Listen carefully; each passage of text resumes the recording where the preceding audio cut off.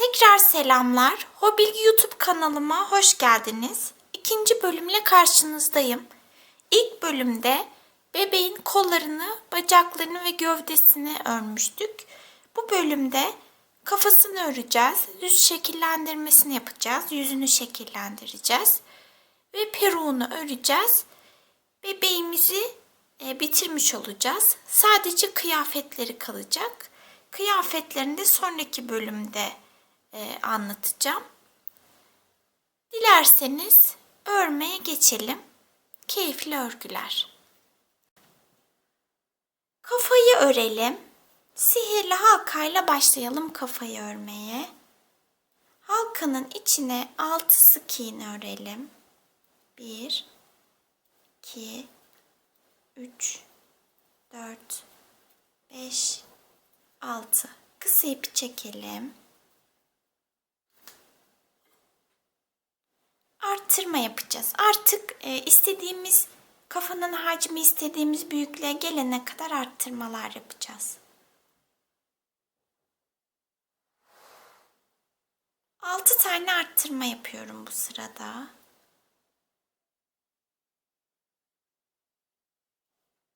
Bir,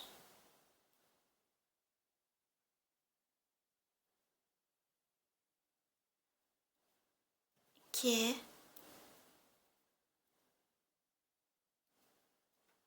üç, dört, beş, 6 arttırma yaptım. Her ilmeğe çift battığım için ilmek sayım 12'ye ulaştı. Bir sık iğne bir arttırma yapacağız bu sırada 6 defa. Bir sık iğne, bir arttırma, bir sık iğne, bir arttırma, 2 kere ördük. Bir sık iğne, bir arttırma, 3 kere ördük. Bir sık iğne, bir arttırma, 4. Bir sık iğne, bir arttırma, 5. Bir sık iğne, bir arttırmayı 6 kere ördük. İlmek sayımız 18 oldu. Bir sık iğne, bir arttırma yapıyorum. Bir sık iğne, bir arttırma yaptım. Şimdi 2 sık iğne, bir arttırma yapacağım 5 defa. 1 2 sık iğne, bir arttırma. Bir kere yaptım. 1 2 sık iğne, bir arttırma. 2 kere yaptım. 1 2 sık iğne, bir arttırma. 3 kere yaptım. 1 2 sık iğne, bir arttırma. 4 kere yaptım. 1 2 sık iğne, bir arttırmayı 5 kere ördüm. Bir ilmeğim kaldı. Onu da örüyorum. İlmek sayım 24 oldu. 3 sık iğne örüyorum. 1 2 3. Bir arttırma yapıyorum.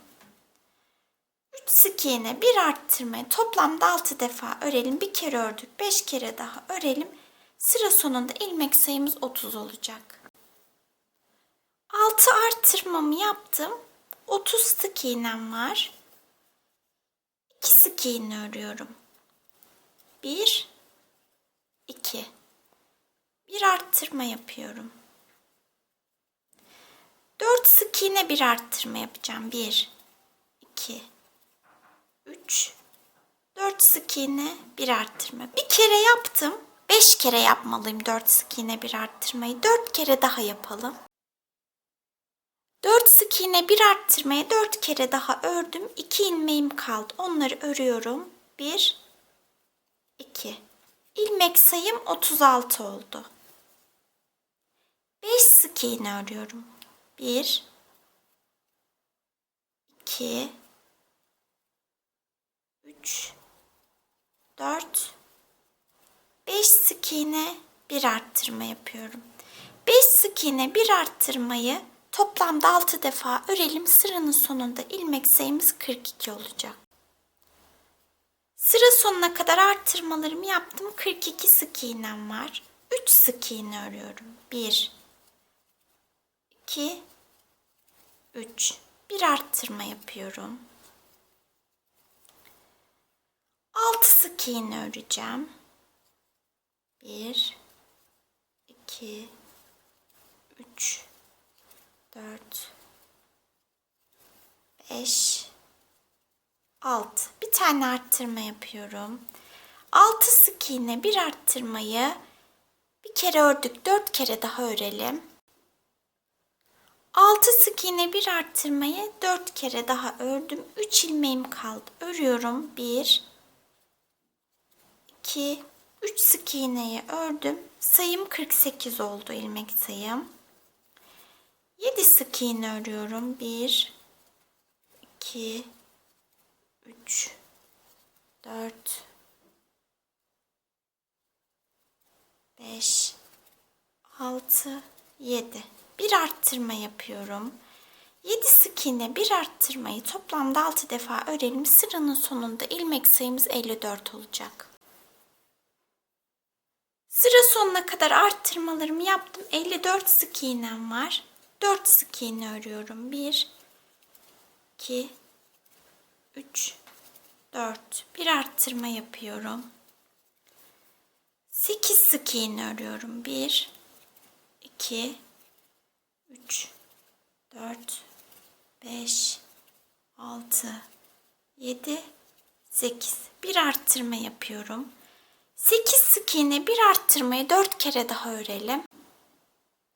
8 sık iğne bir arttırmayı 4 kere ördüm. 4 sık iğnem kaldı. Onları örüyorum. 1 2 3 4 ilmek sayım 60 oldu. Artık burada duruyoruz. Yani artırmalarımızı bitirdik. 60 sık iğneyi 7 sıra boyunca düz bir şekilde örelim. 60 sık iğneyi 7 sıra ördüm. Şimdi bu sırada göz çukuru oluşturacağız. Yani kilitli gözlerimizi yerleştireceğimiz yerleri belirleyeceğiz. 24 sık iğne örelim önce. 24 sık iğneyi ördüm. Bir zincir çekiyorum ama bol çekeceğim zincirimi. Bir ilmek atlıyorum. İlk kilitli gözümün yerini belirliyorum. İlmek atladım, şu boşluğa kilitli gözümü takacağım. Şimdi bir ilmek atladım. 9 sık iğne örüyorum. 9 sık iğne iki göz arasındaki mesafe olacak. 1 2 3 4 5 6 7 8 9 yine zincir çekiyorum, bol çekiyorum, bir ilmek atlıyorum. 1 2 sıranın sonuna kadar 25 sık iğne öreceğim. Sıranın sonunda ilmek sayım 58'e düşüyor. Çünkü ilmek atladık şurada 2 tane. O yüzden 58 olacak ilmek sayımız. Şimdi 25 sık iğneyi sıranın sonuna kadar örelim. 25 sık iğneyi ördüm. İlmek sayım dediğim gibi 58. Şimdi 60'a çıkaracağız. Şuradaki zincirlerin üzerine sık iğneler öreceğiz. 2 zincirin üzerine 2 sık iğne öreceğiz. 60 sık iğnemiz olacak. Şimdi ilk zincirimize kadar olan 24 sık iğneyi örelim. 24 sık iğneyi ördüm. Şurada şu boşluğumuzun tepesindeki zincirimizin üzerine şu zincire bir sık iğne örüyoruz. İki göz arasına 9 sık iğne örüyoruz. 1 2 3 4 5 6 7 8 9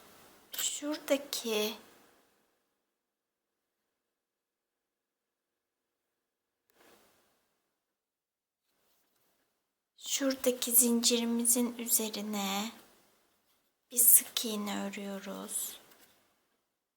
Kalan 25 sık iğneyi örüyoruz. Sıranın sonunda ilmek sayımız 60 olacak. Kalan 25 sık iğneyi ördüm. İlmek sayım 60. 19 sık iğne örelim. 19 sık iğne ördüm. Bir sık iğne, bir arttırma yapıyorum. 3 kere yapacağım. Bir sık iğne, bir arttırma. 2 kere ördüm. Bir sık iğne, bir arttırma. 9 sık iğne örüyorum. 1 2 3 4 5 6 7 8 9. Şimdi bir arttırma, bir sık iğne yapacağım. 3 kere. Bir arttırma, bir sık iğne. Bir arttırma, bir sık iğne. 2 kere ördüm. Bir arttırma, bir sık iğne. 3 kere ördüm. Şimdi kalan 20 sık iğneyi sıranın sonuna kadar örelim. İlmek sayımız 66 olacak. Kalan 20 sık iğneyi ördüm. 66 sık iğnem var. Şimdi şuradaki boşluklara şöyle kilitli gözlerimizi yerleştireceğiz. 10 milimlik göz takacağım ben. Şöyle kilitleri de var.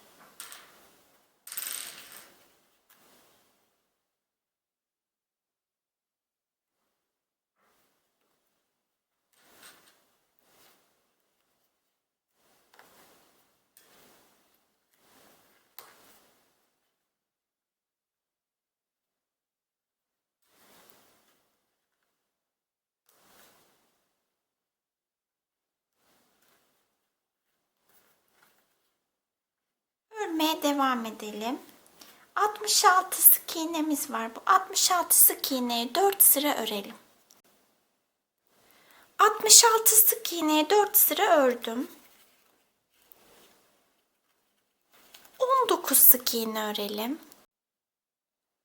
19 sık iğneyi ördüm. Bir sık iğne, bir azaltma yapacağım 3 defa. Bir sık iğne, bir azaltma, bir kere yaptım. Bir sık iğne, bir azaltma 2, bir sık iğne, bir azaltma.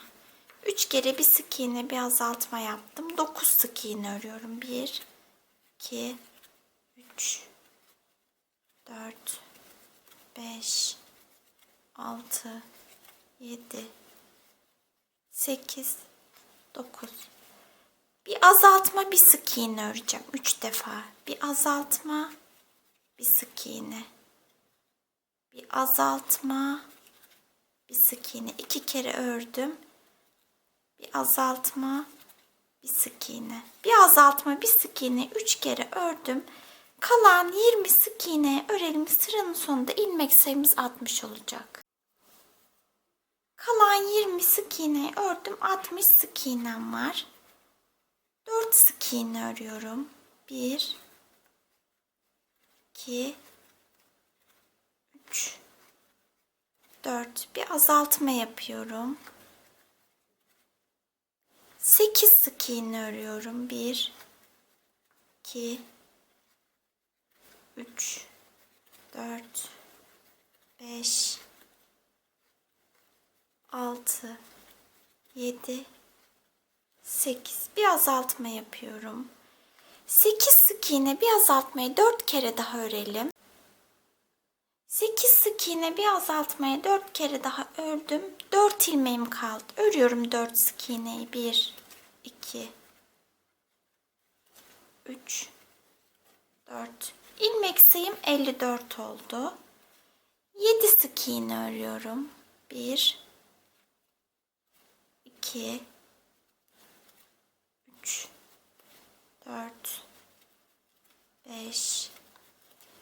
6, 7. Bir azaltma yapıyorum.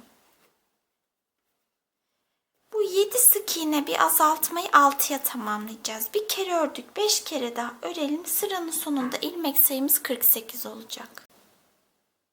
Sıra sonuna kadar azaltmalarımı yaptım. 48 sık iğnem var. 3 sık iğne örüyorum. 1, 2, 3. Bir azaltma yapıyorum. 6 sık iğne öreceğim. 1, 2, 3, 4, 5, 6. Bir azaltma yapıyorum. Bu 6 sık iğne bir azaltmayı 4 kere daha örelim. 6 sık iğne bir azaltmayı 4 kere daha ördüm. 3 sık iğnem kaldı. 1, 2, 3. İlmek sayım 42 oldu. 5 sık iğne örüyorum. 1, 2, 3, 4, 5 sık iğne bir azaltma yapıyorum. 5 sık iğne bir azaltmayı toplamda 6 defa örelim. Sıranın sonunda ilmek sayımız 36 olacak. İçinde elyafla dolduralım. Azaltmalarımı yaptım. 36 sık iğnem var. 2 sık iğne örüyorum. 1, 2. Bir azaltma yapıyorum.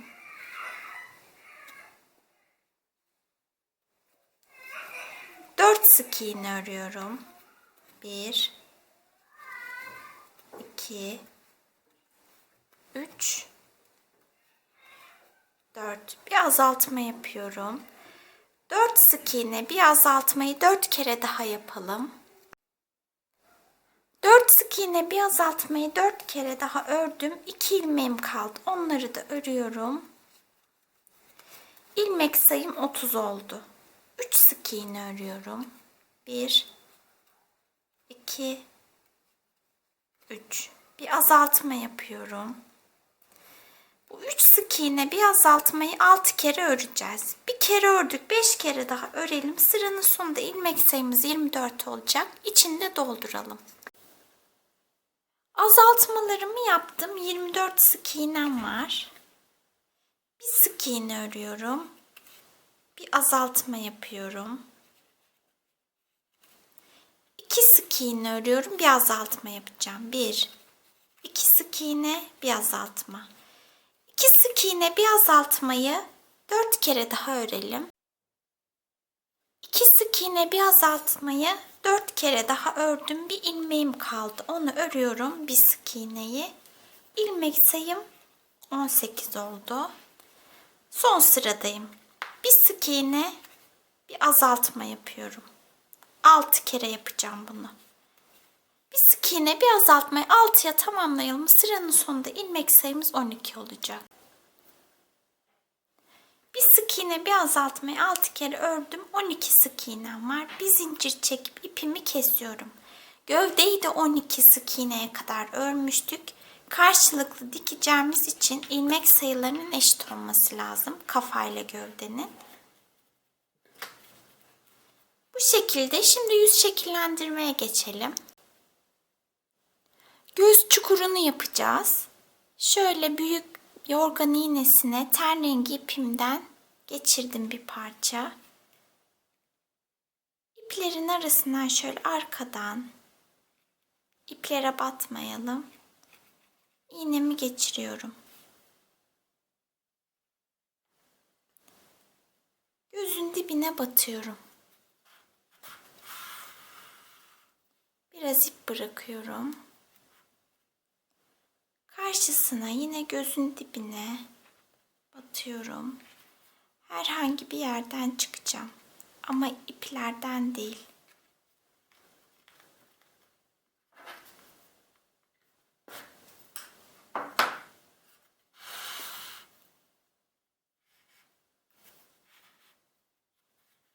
Bu ip gözün altına girecek.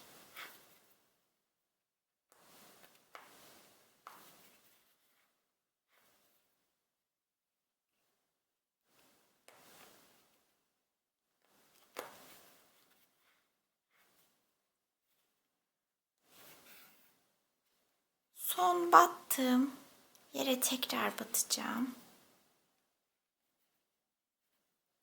Yine gözün yanına çıkacağım.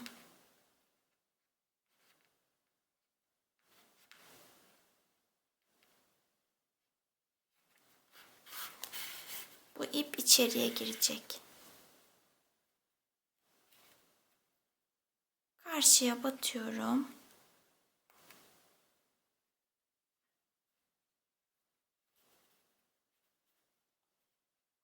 İlk battığımız yerden çıkacağız.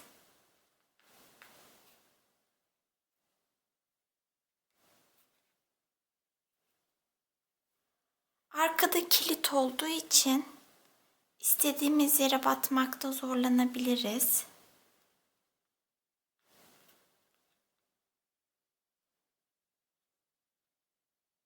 Şöyle yapalım. Batabildiğimiz yere batalım.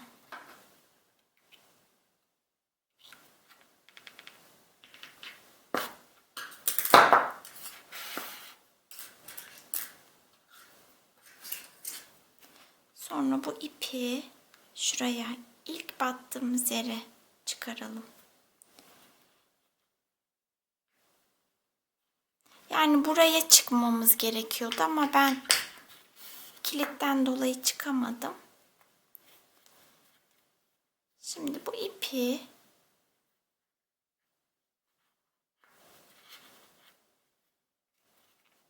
şu ipi gözün üstünden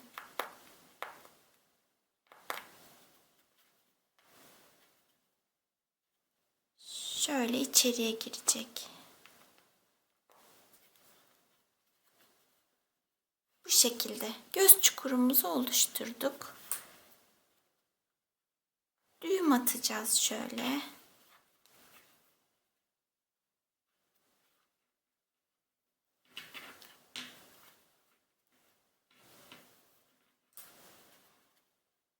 Aynı işlemi diğer gözde de uygulayacağız.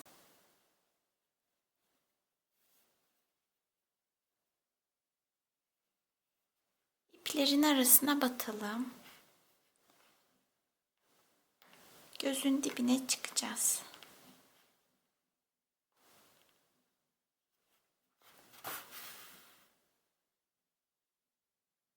Karşıya batıyorum.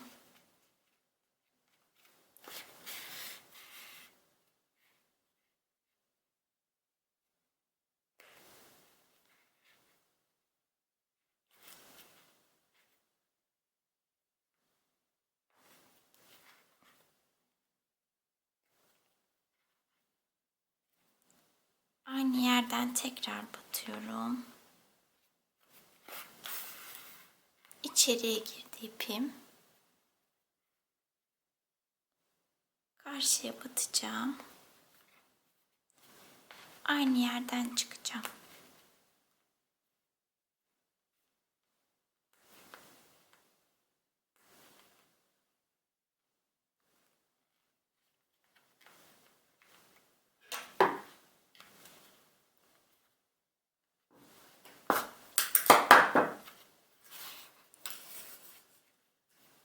Bu ipleri içeriye almamız gerekiyor.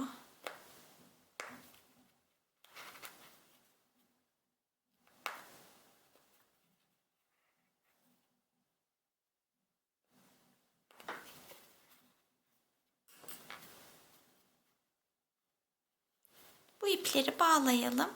İçeriye alalım. Bir de şurada boşluk oluştu. Burayı elyafla dolduralım tekrar. Gözün birini işledim, kaşı da işledim. Diğerini birlikte yapacağız. Şöyle oldukça koyu kahverengi bir ip aldım. Şöyle siyaha yakın. Saçında da kullanacağız bu ipi.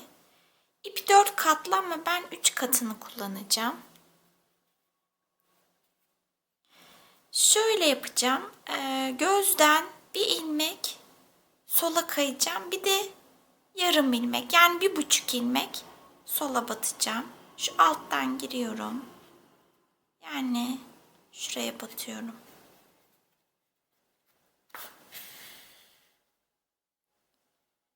karşısına dibe batacağım. Şu ipimi saracağım. Şöyle. Şurada bulunacak ipi sarıyorum.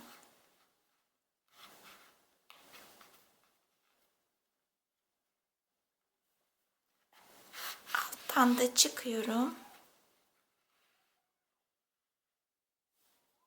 Şöyle. Şimdi bu ip buraya düşüyor. O yüzden yapıştıracağım.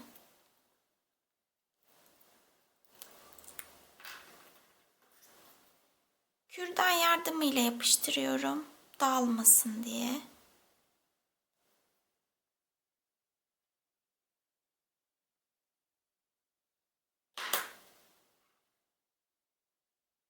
Şu üst kısma sürsek yeterli.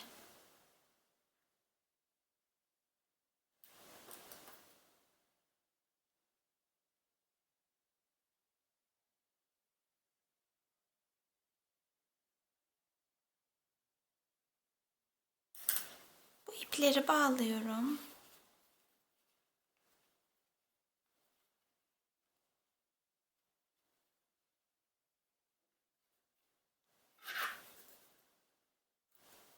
Şimdi kirpikleri yapacağız. İpin tek katını aldım bu sefer de kirpikler için. Şöyle yapacağım. Tam ortaya batmıştık şurada.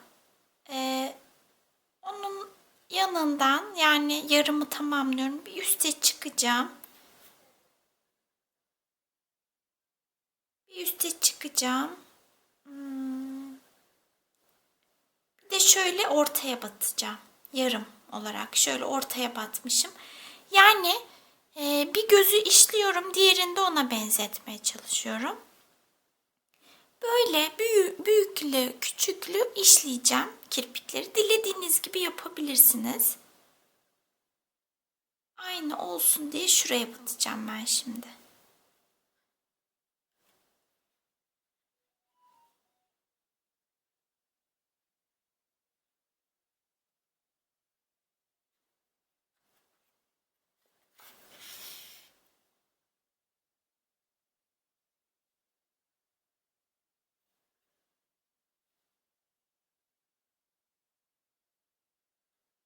Yine şöyle ortaya batıyorum. Boşluklara batmıyorum ki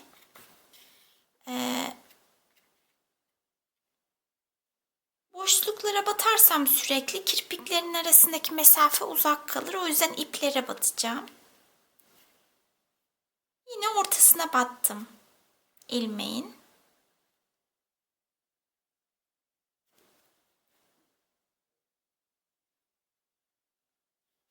Yanına batıyorum. Şöyle.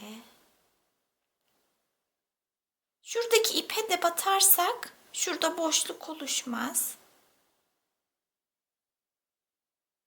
Biraz batıyorum.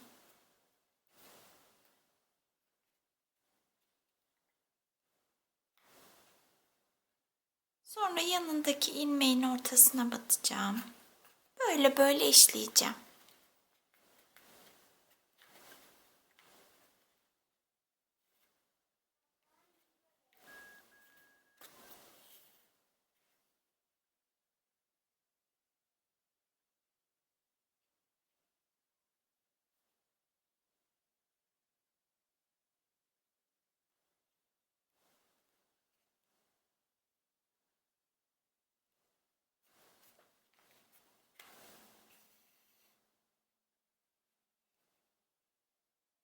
Şöyle bir kere daha batacağım. Şöyle buradan çıkacağım. Şimdi kaşı işleyeceğim. Kaşta da ipin 2 katını kullanacağım. Şöyle.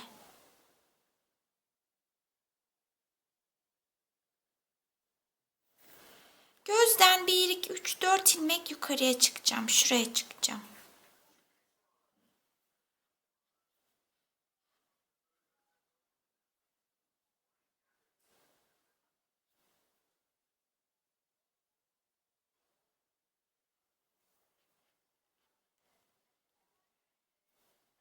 Şuraya. 4 ilmek sola kayacağım. 1, 2, 3, 4. Sonra aşağı ineceğim çapraz bir şekilde. Böyle. Şimdi şu gözün altındaki koyuluğu yapalım. Onun içinde ama önce şuraya çıkayım. Kilitten dolayı oraya geçemeyeceğim.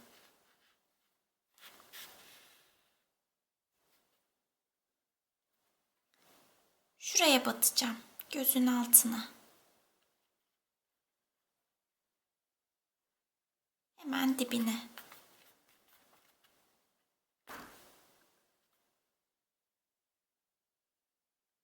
Bir de şuraya batıyorum.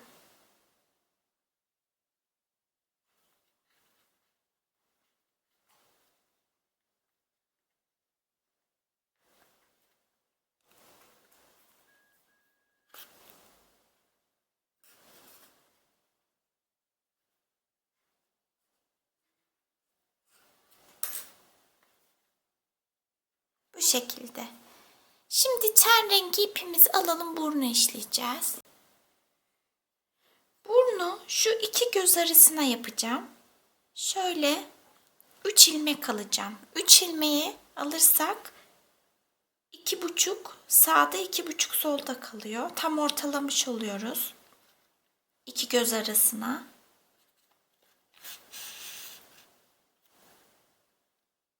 Üç ilmek aldım. Şöyle karşılıklı 2-3 kere batacağım.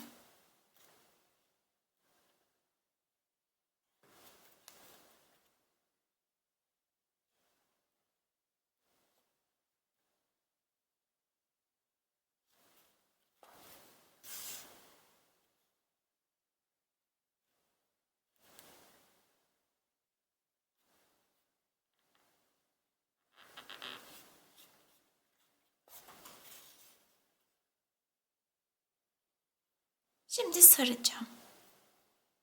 Buradaki tüm ipleri alıyorum.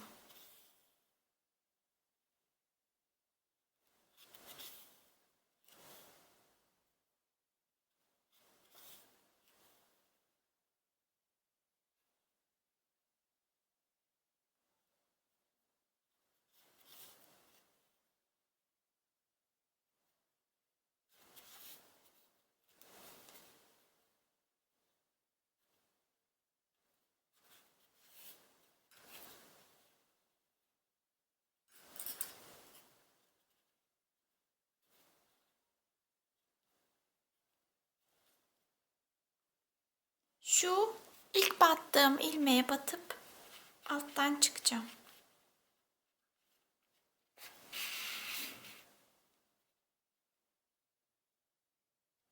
Bu şekilde burnumuzda. Şimdi ağzımızı yapacağım.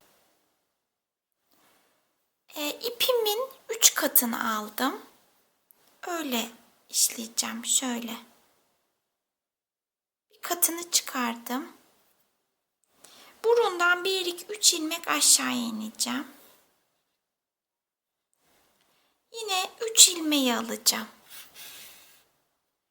Şöyle.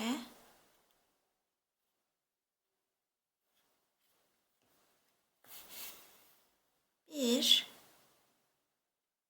2 kere geliyorum. Aşağıya iniyorum. Aşağıdaki sıradan alttaki bir sıra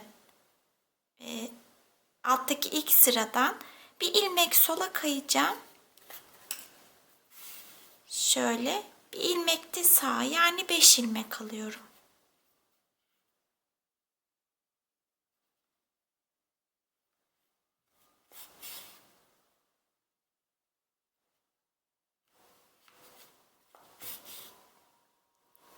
Şimdi saracağım.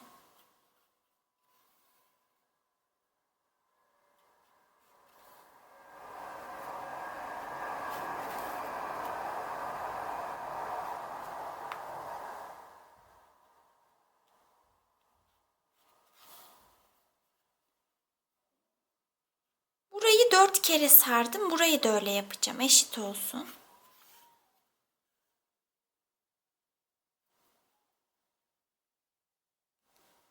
Bütün ipleri alacağız.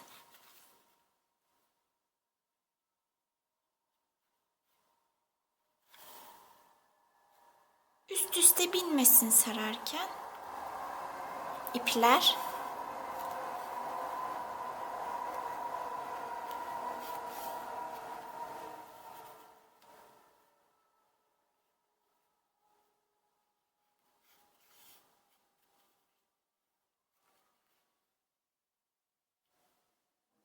Şimdi aşağıya saracağım.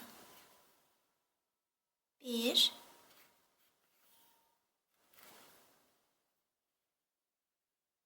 2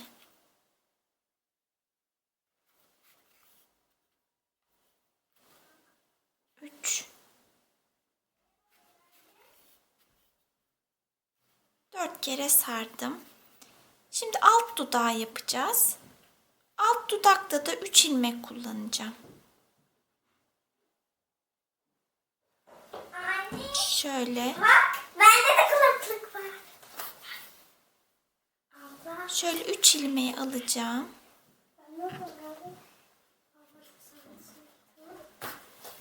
Kapıyı kapat. Bir kere daha batıyorum.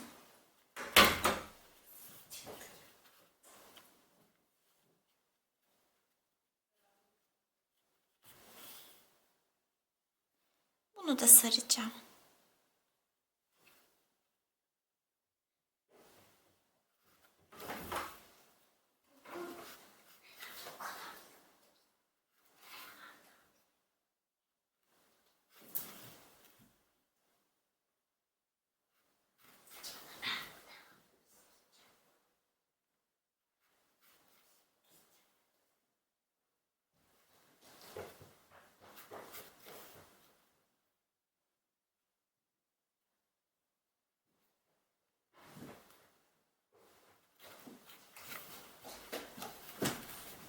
Böyle yaptığımızda şu alt dudak ince oluyor.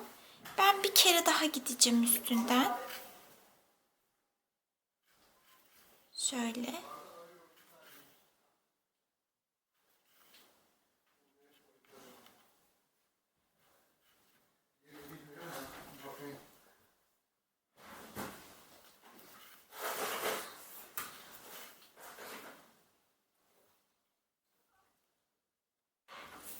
İlk battığım yere batıp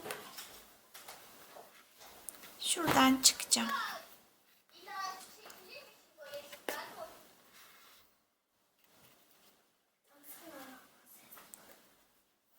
Dudağımız da bu şekilde oldu. Şöyle yapabiliriz. İpimizin tek katını alıp ya da kahverengi ipimizden alalım.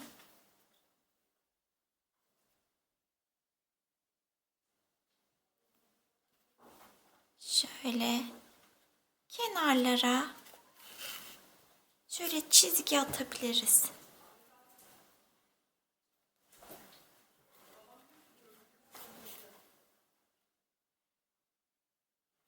Şöyle.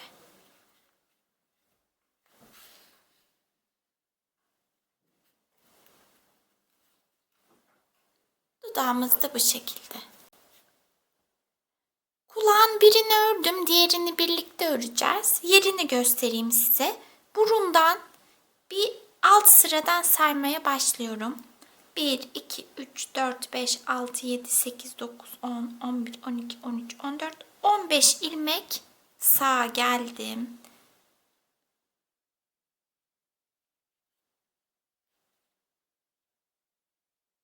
Buraya çıkıyorum. 3 ilmek yukarıya çıkacağım. 1, 2, 3. Şu 3 ilmeği alacağım.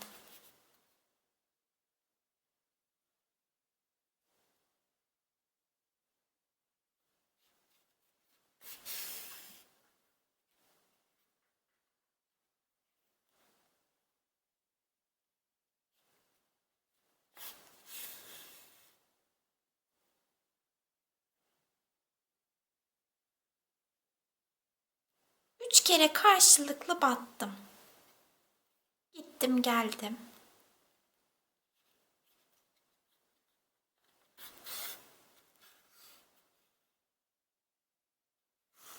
Şimdi tığımı alıyorum. Örgümün düz yüzü şöyle surata bakacak şekilde, gözlere bakacak şekilde olacak. Yani ipim burada ve ben böyle örmeye başlıyorum. Fakat bunda öyle olmadı. Eğer ipiniz burada kalıyorsa örmeye böyle başlayamazsınız. Şöyle başlarsınız. Örgünün de ters tarafı buraya gelir. O yüzden ipiniz buradaysa buraya geçirin iğneyle. Daha sonra bu şekilde örmeye başlayın. Şimdi ben bu tarafa doğru öreceğim için ipim aşağıda kalsın. 2 tane sık iğne örüyorum. 1 2 sık iğne ördüm. 2 tane tekli trabzan öreceğim. Tığımın üzerine ip aldım. Tığımın üzerindeki 3 ipi aynı anda çıkarıyorum. 1 2 tane tekli trabzan ördüm. Bir tane ikili trabzan öreceğim. Tığımın üzerinde ip var. Önce öndeki 2 ipi, daha sonra 2 ipi çıkarıyorum. Bir de sık iğne örüyorum. Bunu sık örelim.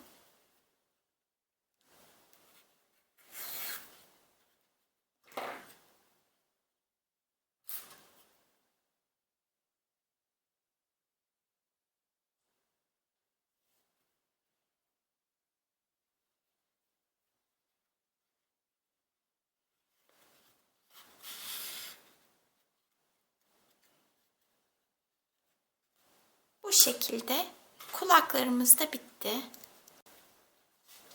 Peruğu örmeye geçebiliriz. Şöyle koyu kahverengi bir ip kullanacağım. Alize Cotton Gold'un renk kodu 26. Ama şimdi peruğun tabanını şöyle açık bir iple öreceğim. Görebilin diye ilmekleri. Koyu kahvede ilmekler net olarak ekranda çıkmıyor. Şimdi tabanını bununla öreceğim. Sonra saç tutamlarını da kahverengiye geçeceğim. Size göstermek için bu ipi aldım. Siz kahverengiyle öreceksiniz. 6 sık iğne örüyorum sihirli halkaya. 1 2 3 4 5 6 kısa ipi çektim. Bu sırayı arka ilmeklerden öreceğiz. Bilow'dan. 6 tane arttırma yapacağız. Şöyle arkadaki ilmeklerden örüyoruz. Şöyle.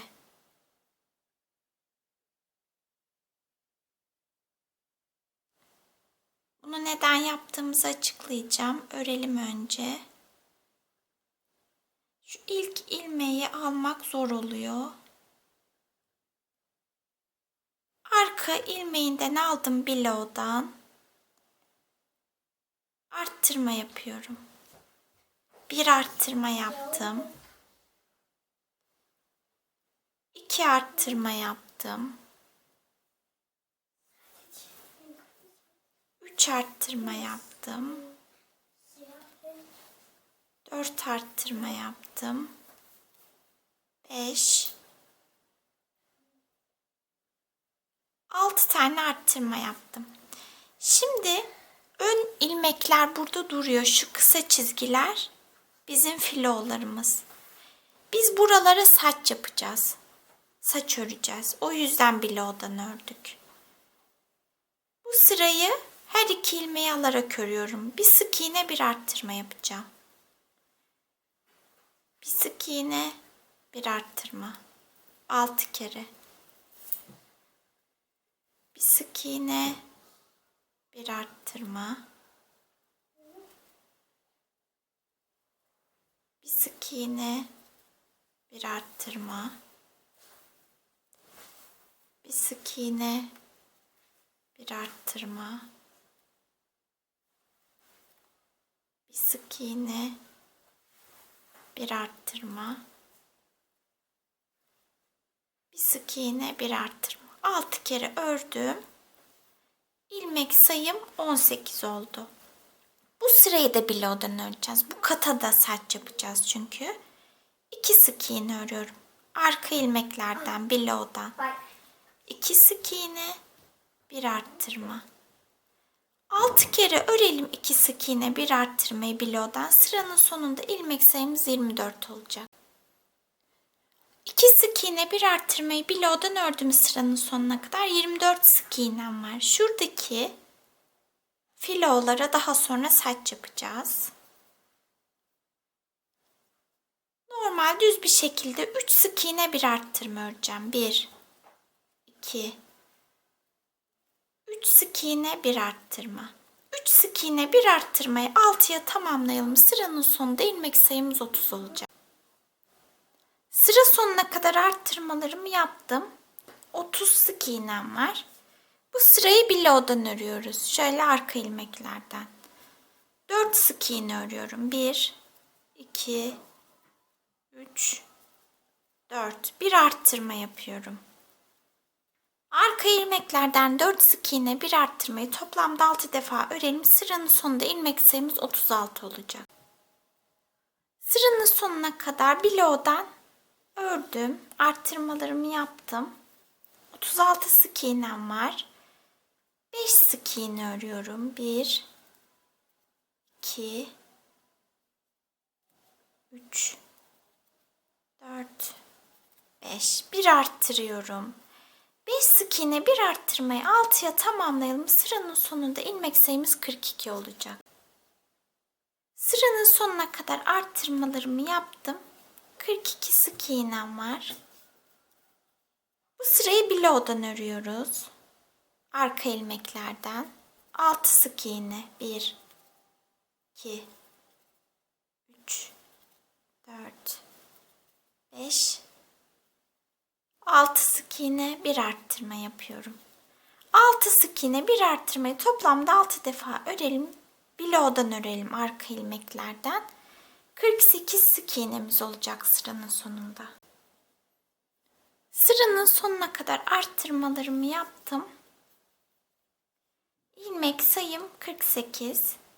7 sık iğne örüyorum. 1 2 3 4 5 6 7. 1 arttırıyorum. 7 sık iğne, 1 arttırmaya toplamda 6 defa örelim sıranın sonuna kadar. Sıranın sonunda ilmek sayımız 54 olacak. Sıranın sonuna kadar arttırmalarımı yaptım. 54 sık iğnem var. Peruğun tabanını bitirdik. Artık saçları örmeye geçeceğiz. 1 2 3 4 75 zincir çekelim. 75 zinciri çektim. Birinci zincire değil, ikinci zincire batıyorum. Kaydırma yapıyorum. Bu 75 zincirin üzerine 74 kaydırma yapacağız. Ama elimi bol tutuyorum. Sıkı yapmıyorum kaydırmalarımı. Bol bol. Böyle zincirlerin üzerine 74 tane kaydırma yapalım. 74 kaydırmayı yaptım 75 zincirin üzerine. Şöyle hafif bukleli olacak. Sonraki ilmeğime şuna kaydırma yapıyorum. Bu şekilde öreceğiz.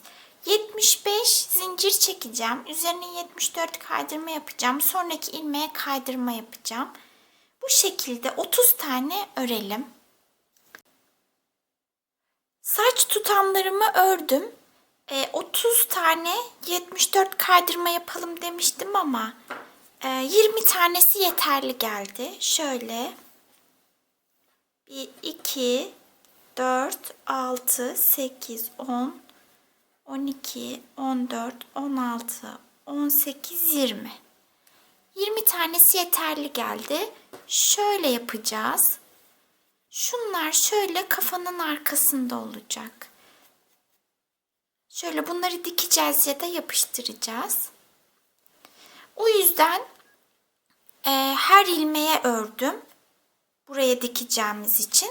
Bundan sonrasında ilmek katlayarak kaydırma yapacağız. Şimdi göstereceğim size. 75 zincir çekip üzerine 74 kaydırma yapalım. 75 zincir çekip üzerine 74 kaydırma yaptım. Bu sefer önümdeki ilk ilmeğe değil, sonraki ilmeğe kaydırma yapıyorum. Yani bir ilmek atlıyorum. Şöyle bir ilmek boşluk oluyor.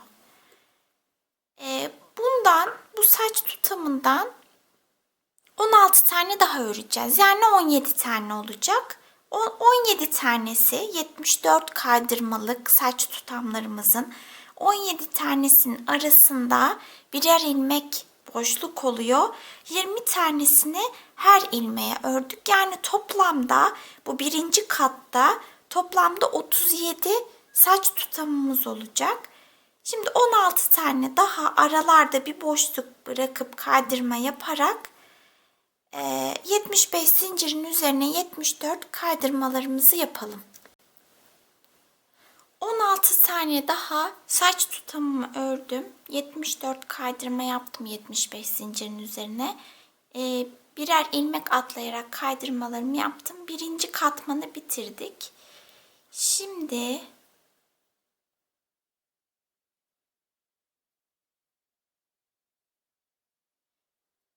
şurada şu sırayı bilolardan örmüştük.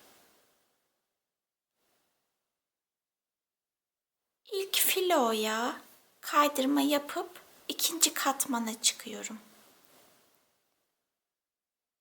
Şu kısa çizgilere filoları öreceğiz saçlarımızı. Şimdi 75 zincir çekip üzerine 74 kaydırma yapalım. 75 zincirin üzerine 74 kaydırmamı yaptım. Bu sırada 2 ilmek atlayacağım. 1 2 3. ilmeğe kaydırma yapıyorum. Yani aralarda 2 ilmek olacak. Bu şekilde öreceğiz sıranın sonuna kadar. 14 tane saçımız olacak. Bir tanesini ördük. 13 tane daha 74 kaydırma yapalım. Aralarda 2 ilmek atlayarak kaydırma yapalım. Yani her bir saçın arasında 2 ilmek olsun. Şimdi sıranın sonuna kadar saçlarımızı örelim. 13 tane daha saç tutamı yaptım. Yani ikinci katmanda toplamda 14 tane saç tutamımız var. 74 kaydırma yaptık. Aralarda 2 ilmek atladık. Şimdi şu sıradaki bilolardan ördüğümüz sıradaki filolara öreceğiz saçlarımızı.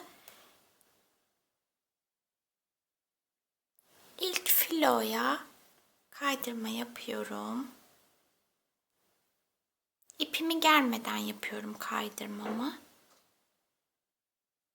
Şöyle bol bırakıyorum. Yine 75 zincir çekip üzerine 74 kaydırma yapacağız bu sırada da. Aralarda 2 ilmek atlayacağız. İkinci katmanda olduğu gibi. Toplamda 10 tane saç tutamımız olacak bu üçüncü katmanda. Örelim şimdi saçlarımızı. 10 tane saç tutamını ördüm.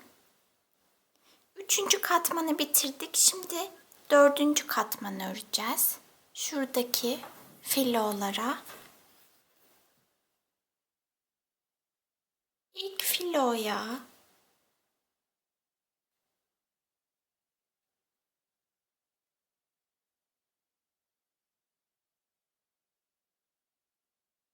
şuradaki ilk filoya kaydırma yapıyorum. Yine 75 zincir çekiyorum. Üzerine 74 kaydırma yapacağım. Saçlar arasında 2 ilmek atlayacağım. Yani ikinci ve üçüncü katmanlarda olduğu gibi 6 tane saç teli öreceğiz. 75 zincirin üzerine 74 kaydırma yapacağız. 6 tane, aralarda da 2 ilmeğimiz olacak. 6 tane daha saç teli ördüm. Şimdi son sıradayız. Şuradaki filolar, tepe noktasındaki 6 tane filo var. Oraya yapacağız saçlarımızı. Şöyle kaydırma yapıyorum. Burada bir ilmek atlayarak yapacağım. Yani 3 tane saç teli yapalım. 75 zincir çekelim. Üzerine 74 kaydırma yapalım. Aralarda bir ilmek olsun. Yani 3 tane saç örelim. En tepeye de 3 tane saçı ördüm. Bir zincir çekiyorum. İpimi uzun kesiyorum. Bununla peruğu kafaya dikeceğiz.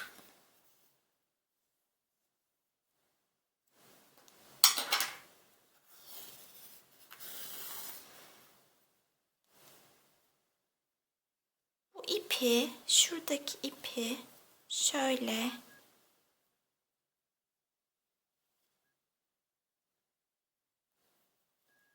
alt tarafa alacağım.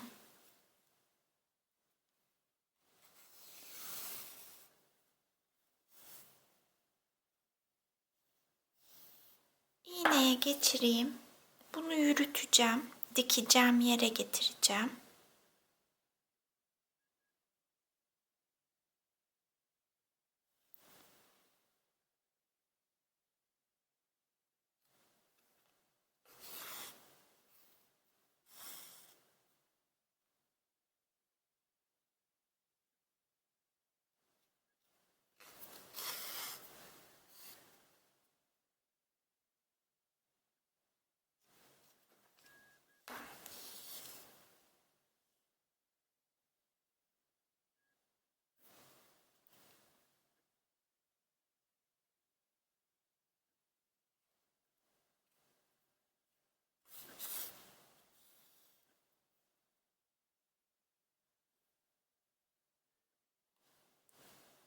Peruğu şu sıradan örmeye başlayacağız. Birinci sıradan sonra. Şurası ilk sıramız. Peruğu buradan dikeceğiz. O yüzden ipimi buraya çıkardım. Bu ipim dursun. Şimdi peruğumuzu kafamıza sabitleyeceğiz. Nasıl sabitleyeceğim? Peruğumuzun ilk katmanında 20 tane saç telini aralarda ilmek atlamadan örmüştük. Onlar şurada.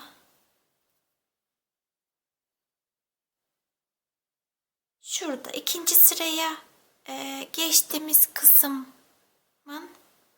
altındaki şu ipleri saçları alacağız. 1, 2, 3, 4, 5, 6, 7, 8, 9, 10, 11, 12, 13, 14, 15, 16, 17, 18, 19, 20. Şu 20 saç teli, bir de soldan 2 tane alacağım.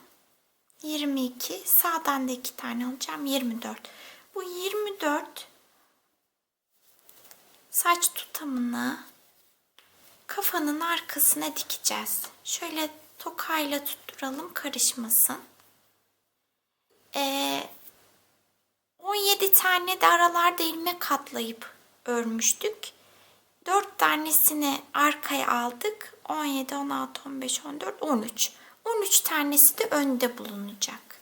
Sadece şunları kafaya dikeceğiz. Diğerleri kalacak, dikmeden salınacak, yani serbest kalacak. Şimdi şunlar arkada olacak şekilde peruğumu alıyorum. Pardon, kafamı alıyorum.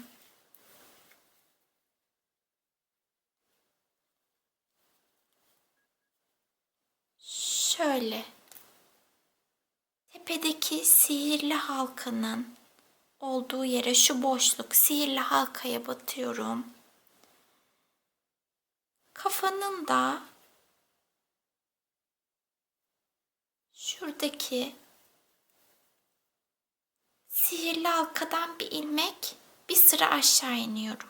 Şöyle. Şurayı sabitleyeceğim. Bu şekilde dikeceğim. Böyle olacak. Bu saçlar arkada kalacak.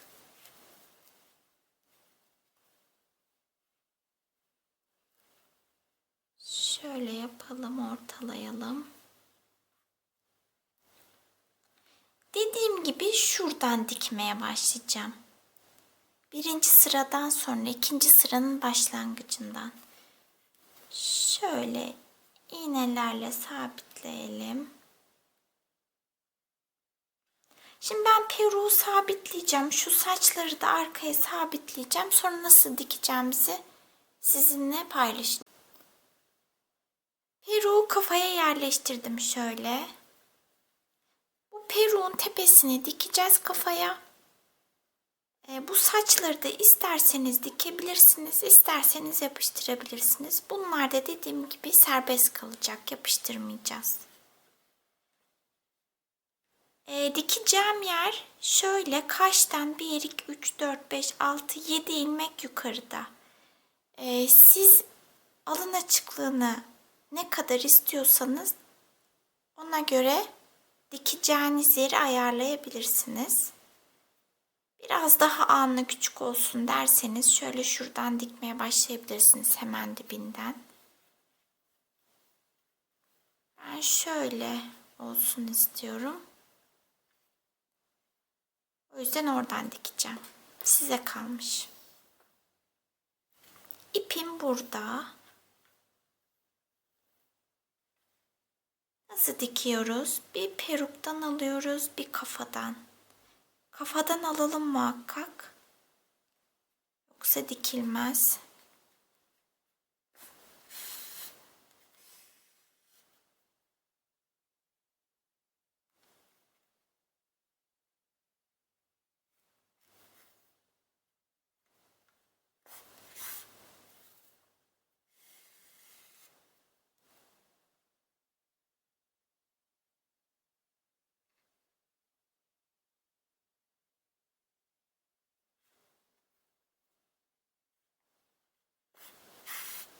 Böyle dikeceğiz. Başladığımız yere gelene kadar dikelim. Bu saçlarımızı da sabitleyelim. Peruğumuzu bitirelim. Peruğu kafaya diktim, bitirdim. Şu ikinci sıranın başlangıcından dikmeye başlamıştık. Ben şu dipten de diktim. Yani sökmeyin. Şuradan da şöyle dilerseniz dikin. Diktikten sonra baktım. Şuraları falan çok açık kaldı. O yüzden şöyle hemen dipten de diktim. Şöyle. Kafanın etrafını dolandım. Bu şekilde oldu. Peruğumuzda. Peruğumuzu bitirdik. Kafayla gövdeyi birbirine dikerek birleştirelim. Şöyle elyaflardan yer açalım. Kafada.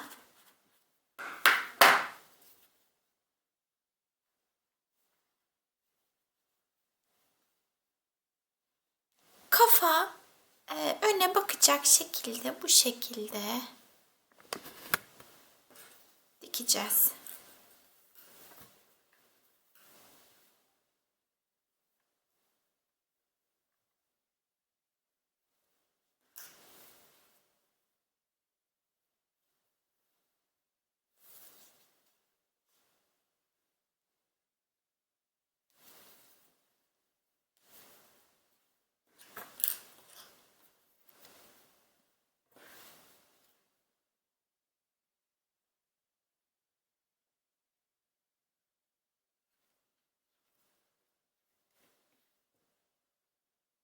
Bir kafadan alacağım.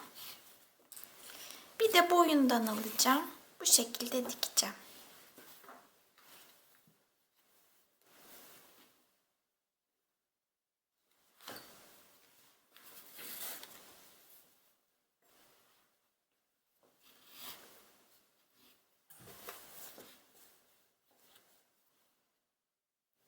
Şimdi boyundan alıyorum.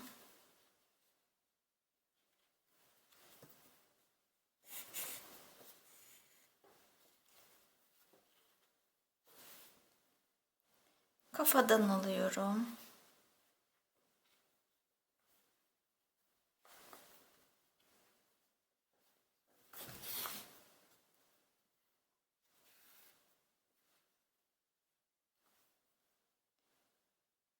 Şöyle boyundan alıyorum. Bu şekilde dikelim. Kafayı, gövdeyi diktik, bitirdik. İkinci bölümün sonuna geldik. Bu bölümde kafayı ördük, yüzünü şekillendirdik, peruğunu da ördükten sonra kafaya diktik. Bebeğimiz bitti. Şöyle. Sadece kıyafetleri kaldı.